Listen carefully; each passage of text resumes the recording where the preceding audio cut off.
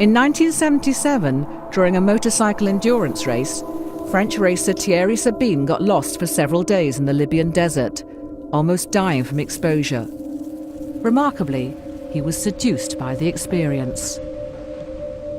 Determined to return, he came up with the idea of a rally from Paris across the entire Sahara to Dakar in Senegal.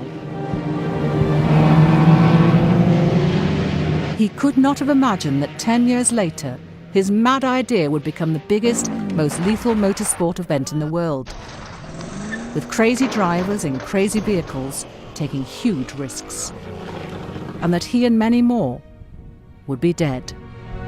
Anybody with any sense probably wouldn't have started it, because it's obvious that's going to be a problem. It could have been the last days of my life. The epic Paris to Dakar perfectly captured humanity's need for endeavour and freedom, becoming a beacon for eccentric adventurers.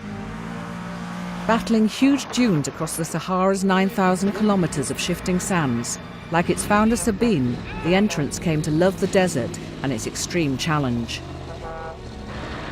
It has been the best part of my life. My first contact with the desert was a love contact. If you get the opportunity to drive across the Sahara Desert, you've got to take it. But when international exposure catapulted the rally into the biggest motor race in the world, it became a victim of its own rapid success. Shrouded in controversy, overwhelmed by corporate interests, it claimed over 60 deaths, including innocent bystanders. Il y avait du sang partout, sur le volant, sur les carreaux, les vitres avaient explosé avec les balles. It's a crazy race, I want to stop. It's finished for me. As the organisers battled to keep the adventure alive, the rally would finally come up against the harsh reality of African politics. This is the story of how one man's dream became the biggest motorsport event in the world, and how the West took on the continent of Africa and lost.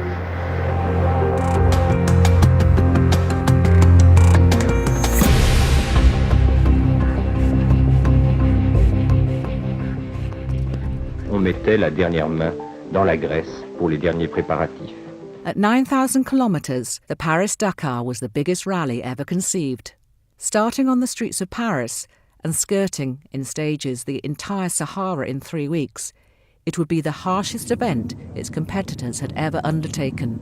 On the beginning, it was a big adventure, an adventure between friends. We did not know where we were going. À Paris, on voit beaucoup de gens qui nous prennent pour des fous, qui nous prennent pour des fous pour partir de Paris rejoindre Dakar en moto.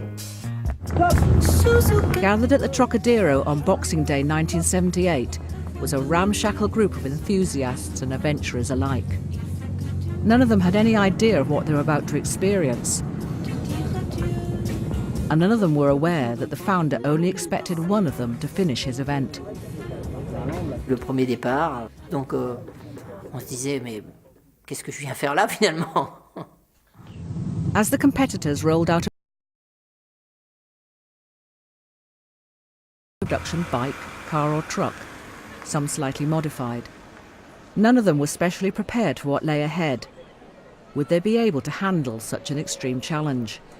J'ai regardé pas mal de bouquins pour voir ce que j'allais découvrir, mais entre les bouquins et la réalité, il y a deux mondes différents.